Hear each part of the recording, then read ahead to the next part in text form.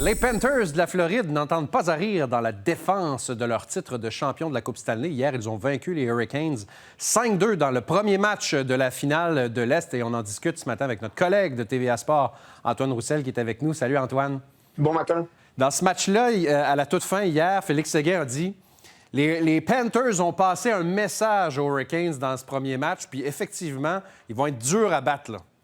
Ils leur ont surtout rappelé des très mauvais souvenirs parce que l'année dernière, c'était la même demi-finale et la Caroline l'avait échappé en 4 petites parties. Donc, c'est quand tu es un joueur de hockey, tu es superstitieux, tu penses à ce genre de choses-là. Donc, commencer la série de cette manière-là, où j'ai l'impression qu'on s'est fait déclasser parce que l'autre équipe a été plus opportuniste. Dès qu'on a eu une chance de marquer, on l'a saisi. Et j'ai pas trouvé que nécessairement la Caroline était restée fidèle à son identité hier soir. Je trouvais qu'on a donné des chances de marquer sur la contre-attaque, des chances de marquer où ça a été un petit peu plus difficile, justement, notamment sur ce but-là du Montréalais Greer. Donc, ça, pour moi, ça a été difficile à regarder. Puis, je comprends le coach qui dit on a joué un bon match, on n'a juste pas été capable de la mettre dedans. On n'a pas été non plus en mesure de limiter l'avantage numérique des Panthers, chose qui va devoir être faite si on veut avoir du succès. Donc, beaucoup de petits détails, mais à s'ajuster très rapidement parce que dans le prochain match, si on est la Caroline puis tu perds tes 2 matchs à domicile, le cauchemar commence à devenir une réalité. Et ça, c'est clair. Hier, la tactique des Hurricanes aussi, c'était clair. Là. On voulait déranger Sergei Bobrovsky. C'était à la limite, là, le geste d'Andrei Svechnikov, à mon sens, aurait mérité une punition. Qu'est-ce que tu as pensé du travail des officiels en lien avec tout ça? J'ai trouvé que, en fait, on en laisse toujours un petit peu plus passer du côté des officiels quand c'est le cas pour la Caroline. J'ai vu une séquence, notamment en début de match, où justement AO il se défendait, puis il a écopé d'une punition. Cette punition-là a fait en sorte qu'il y a un but qui a été accordé. Donc, il va falloir garder son sang-froid et on ne peut pas tous jouer comme la Floride. Ça, c'est dangereux. Mais c'est clair que Svechnikov, il y avait un petit peu de préméditation au niveau de son geste. Donc, on essaie de rendre la monnaie de leur pièce à la Floride, mais il faut faire attention parce qu'il faut être capable de tuer ces punitions quand on les prend. Exactement. Puis clairement, la carte de la robustesse, c'est sur laquelle on a misé hier parce que les joueurs des Panthers se sont fait brasser là, dans ce duel-là. Il y a eu plusieurs mises en échec retentissantes.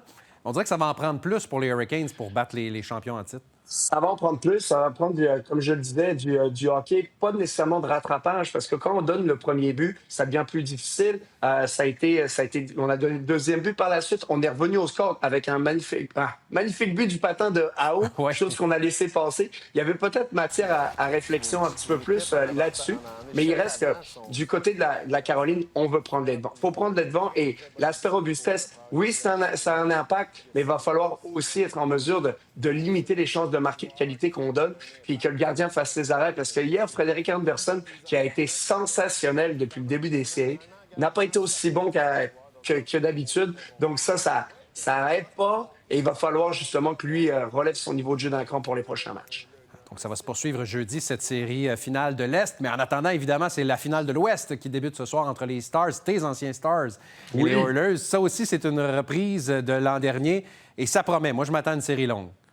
Je m'attends à une série longue aussi. Les deux équipes jouent très bien. Les Stars, dès qu'ils ont été confrontés à de l'adversité, ils ont été capables justement de rehausser le niveau de jeu d'un cran, mais surtout de trouver des solutions pour gagner. Et on voit ici le but de Harley qui leur a donné justement une place pour cette demi-finale. Ça a été parfait. Du côté des Stars, on a une grosse profondeur. Du côté des Oilers, on a une bonne profondeur auquel on ne donne pas assez de crédit, qui, selon moi, a fait la différence dans bien des matchs cette année parce qu'ils ont de l'échec avant, ils travaillent fort, ils ont été capables d'aller chercher des gros buts. Donc, ils vont être à surveiller. Mais un qui sera à surveiller, c'est lui, c'est Connor McDavid parce que il va vouloir participer à une deuxième finale en autant d'années. Et du côté des Stars, on s'est buté 3 fois à la finale de conférence. On veut passer à la prochaine étape. Donc, ça va être un duel de toute attente qui va être phénoménal à regarder. Puis ça, c'est ce soir sur nos ondes.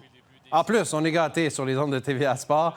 Et je ne sais pas, je suis juste curieux de savoir, Antoine, est-ce que tu es encore en contact avec des anciens coéquipiers chez les Stars? Parce qu'il y a de plusieurs avec qui tu as joué, Jamie Benn notamment. Elle a changé, mais il y a encore des vétérans avec qui je parle, je dirais pas de manière régulière, là, parce que moi, j'aime pas ça texter le monde quand ils sont en série. Je voulais pas me faire texter. C'est laissez-moi tranquille. Alors pour eux, là, c'est la même chose. Là. Ça va aller à l'été.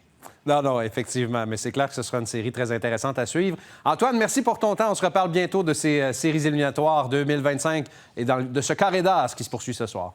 Merci beaucoup. À bientôt. Bonne journée.